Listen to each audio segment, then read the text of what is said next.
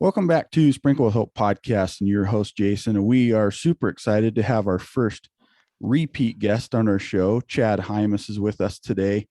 And I just love what Chad stands for. I feel like our messages are really, truly the same. You know, we talk about hope and love and really finding yourself in all the adversity that's faced against us each day. And Chad, this is his message. And so we're super excited to have him on with us today. And so thank you for rejoining us, Chad. We're really appreciative of your time and your ability to come on and join us today. My pleasure, Jason, anytime. So Chad, we created this acronym HOPE, H-O-P-E. And the first part of that acronym, H, is heart. So what would you say, or what would be something that you would mention if we're talking about having heart or using, your heart, what would you say about that? First thing that comes to my mind when you talk about that, and again, this is, I think it's important for our viewers and our listeners to know that you and I have not talked about this acronym before. Right. So you didn't prep me for this.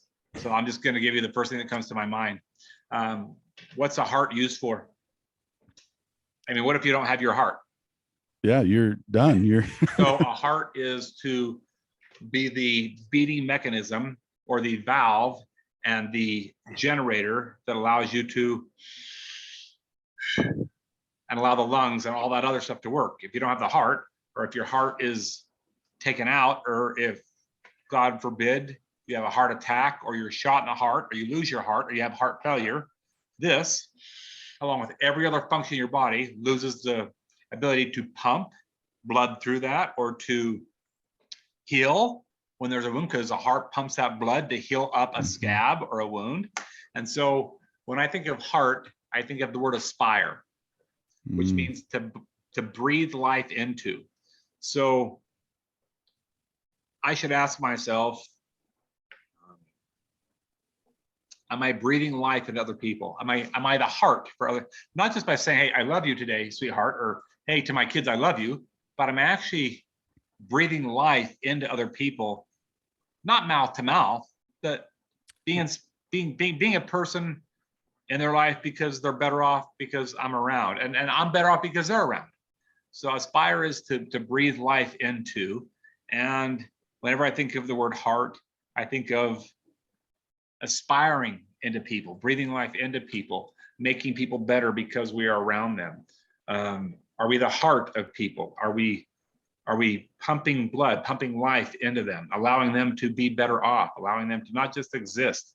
Or, you talked about today's world and all the adversity, and we're being confronted on all three fronts at the same time. You couldn't be more, where many are dying. If they're not dying physically, they're certainly dying mentally, and they're feeling the pressure of suicide, depression, and stress, and overwhelmingly amount of inflation prices, and are we going to make it? And the stress is there. So it's at levels that we've never seen in recorded history. And I'm not here to talk about that. I can't do anything about that, but I do know that I can be kind to people. I can breathe life into. I can find a place to help and to serve and to give and to love a little bit more. I love that response, because you turned it around and said, what can I do for other people's heart? What am I aspiring them to do? I love that response. So the O is overcome, and somebody who's overcome so much in their life. Chad, you are an example to this. But when you hear the word overcome, what comes to mind? I just got a phone call about an hour ago that one of my dear friends who I've known prior to my accident, we were in construction together. He had his company, I had mine. And we worked together on projects to accomplish. He came out to the ranch, and when I broke my neck, he took over the jobs that I was unable to finish. And he did that for me. And then he gave me the money and my family the money. A year ago, this last fall, so now we're pushing 16 months, Mr. James Bo Stevenson was in an accident at the sand dunes in Utah, where he broke his neck, the exact same place that I broke mine, and was confined to a electric wheelchair. I'm in a manual, but same level of circumstance. And I don't even know, he was found this morning by his oldest son, leaning over. He'd fallen forward, still sitting in his chair. And when you fall forward, I've done this many times. If you can't, I don't have the strength to get myself back. That's why my chair is contorted. So I'm kind of leaning back. I do not want to fall forward and find myself in that predicament. But he was unable to get the air back. We lost him this morning, just lost him. And he's heavily on my mind.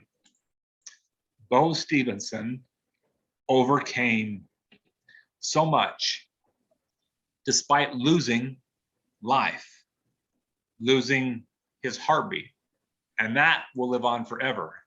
The beautiful people of Ukraine are overcoming. Victory is always in the belief of the one who believes it the most. So even if the world sees you as losing your life, or sees you as a loser, or sees you as losing a debate, or losing the game during a basketball game or a softball game, victory lies within the person that believes in the victory the most, not what everybody else does. That's the definition of overcoming.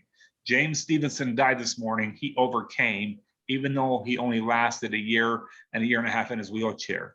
He overcame so much. And so when I think of overcoming, I'm being inspired right now by my dear friend who gave me the cash that he went out and he did so that I could figure out things the first few months of my life in a wheelchair.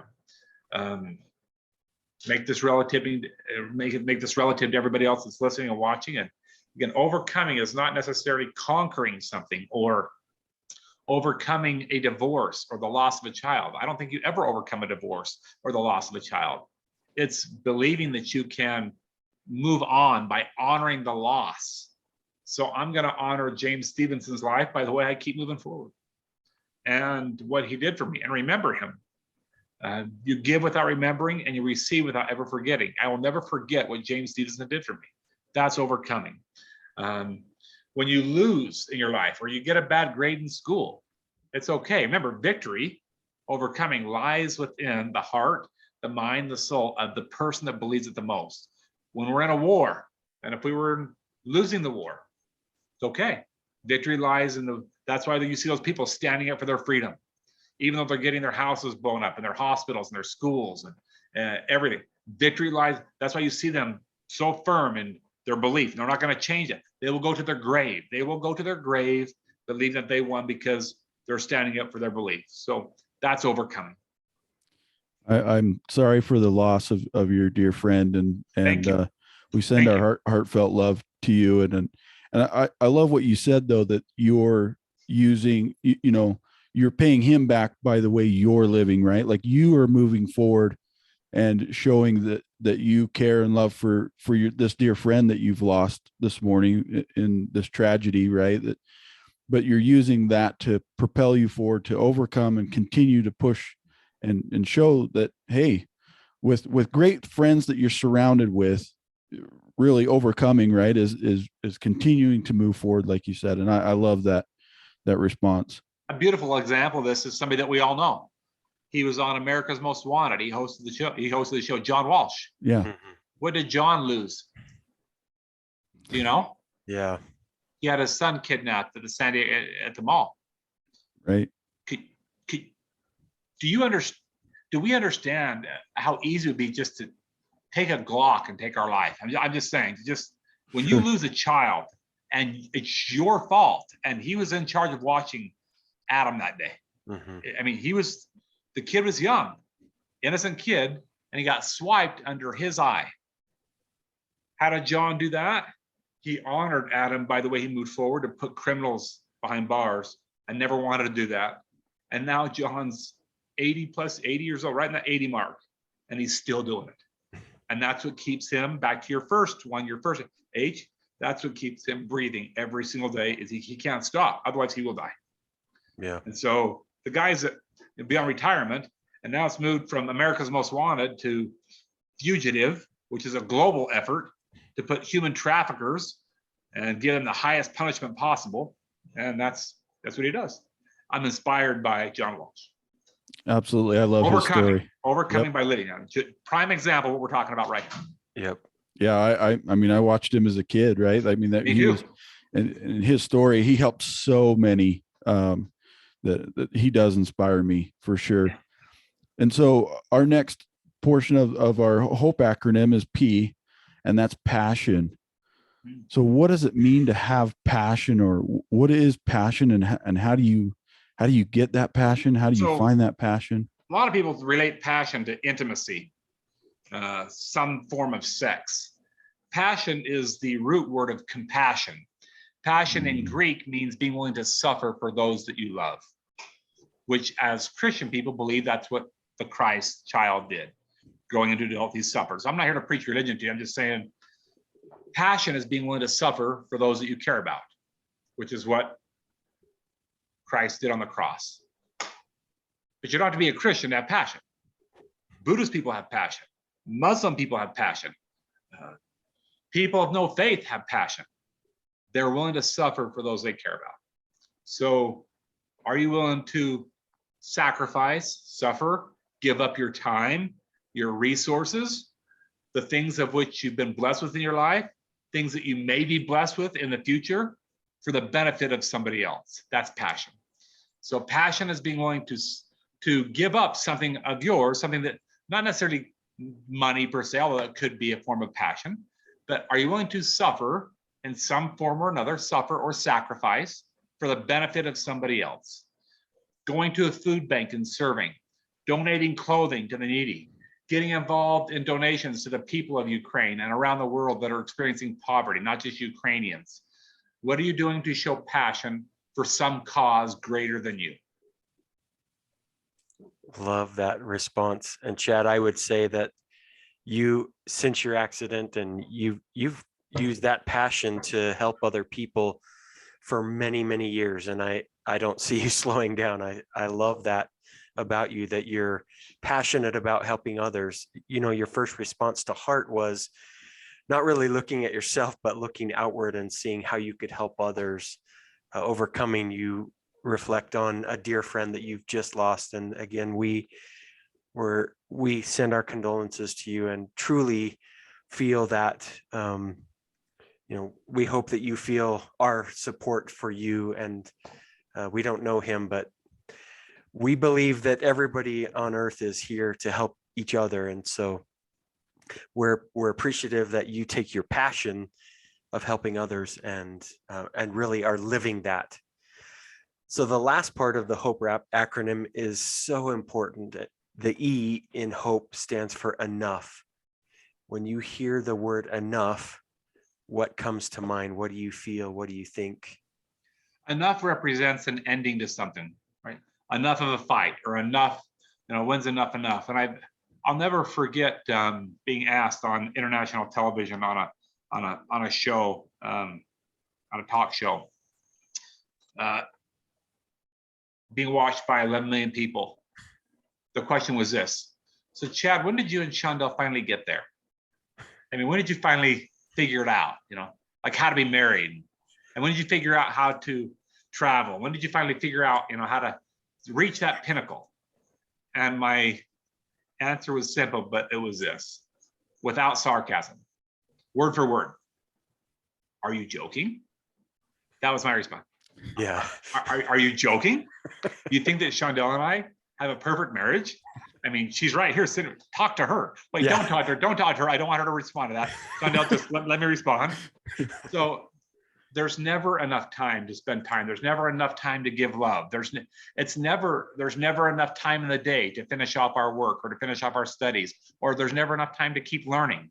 So instead of asking ourselves, enough's enough, it's how can I best strategize my day and plan to get the most out of my day and still get the most rest?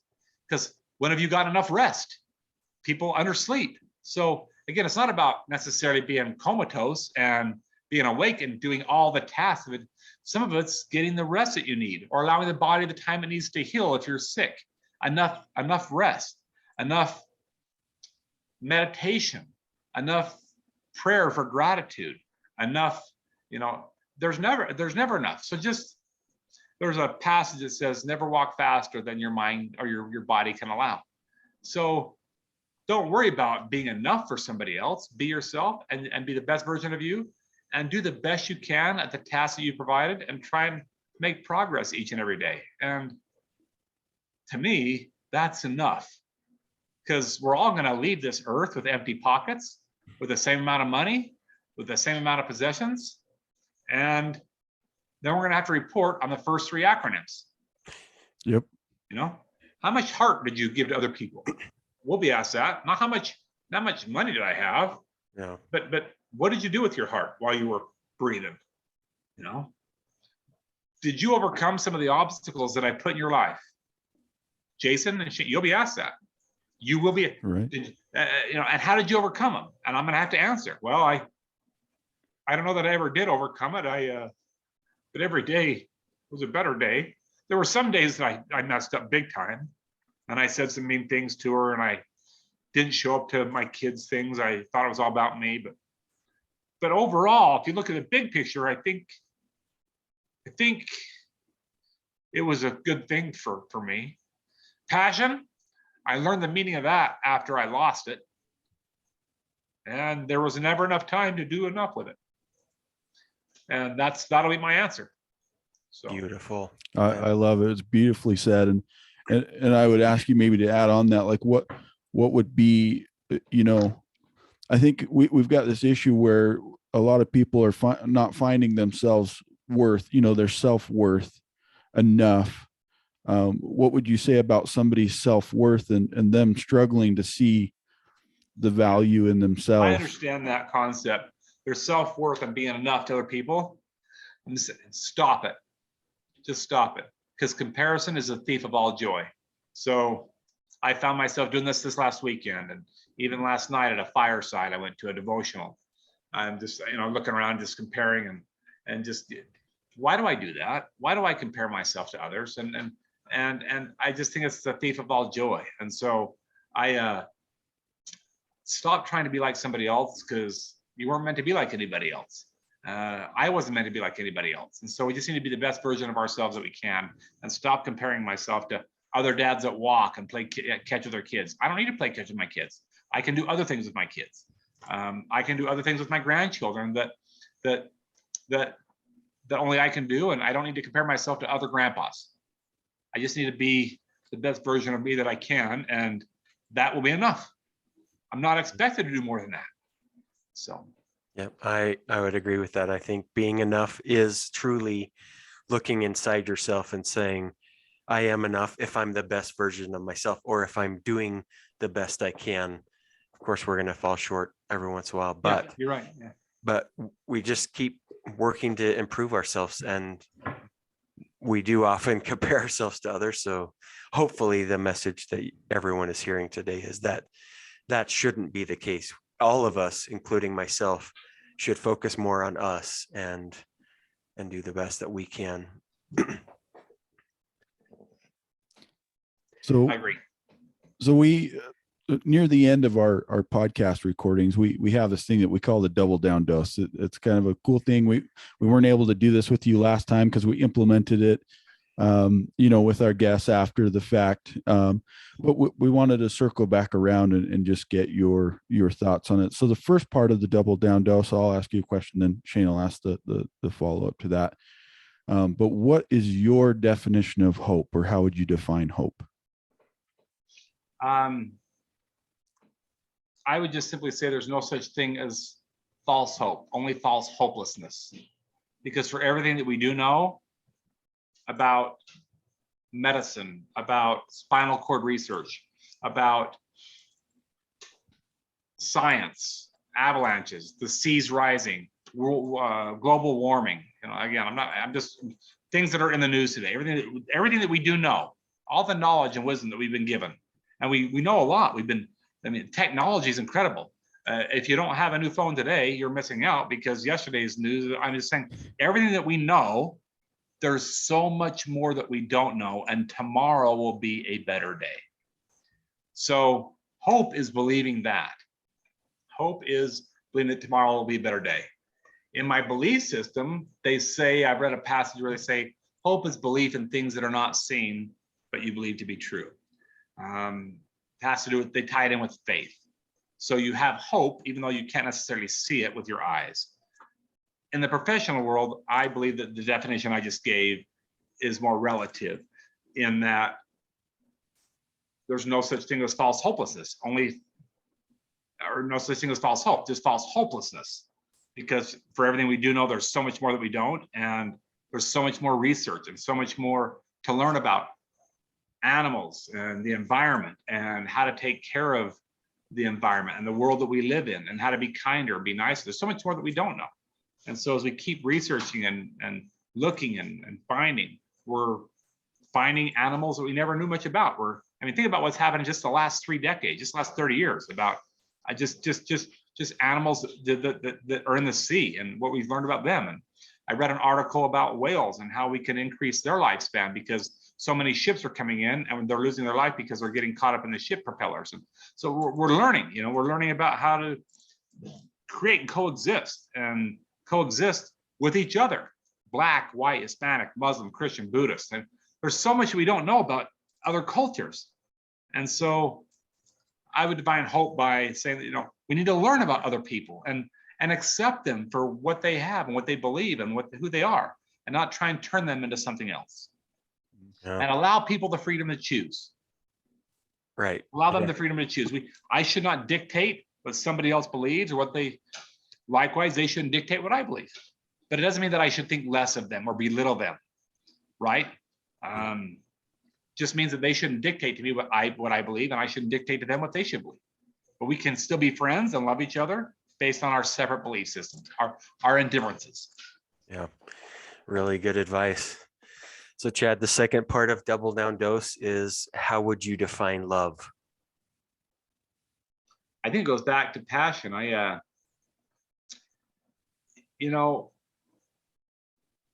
We are to love everybody. Now, that doesn't mean that we always like everybody. You can love without liking what people do. Love means that you have courage enough to be kind to others, even though you don't like what they're doing. So I can love unconditionally, because I believe that we're commanded to do that. We're to love people, to even love some of the worst criminals that have existed, to love them. Doesn't mean I have to like them or like what they're doing at all. Two separate things for sure. So I would define love as unconditional, non-judgmental, non-prejudice, and bipartisan across the table. Doesn't mean I have to like those that don't have the same belief system. I don't have to like them. I don't have to like what they represent. I don't have to like what they do, but I am to love them.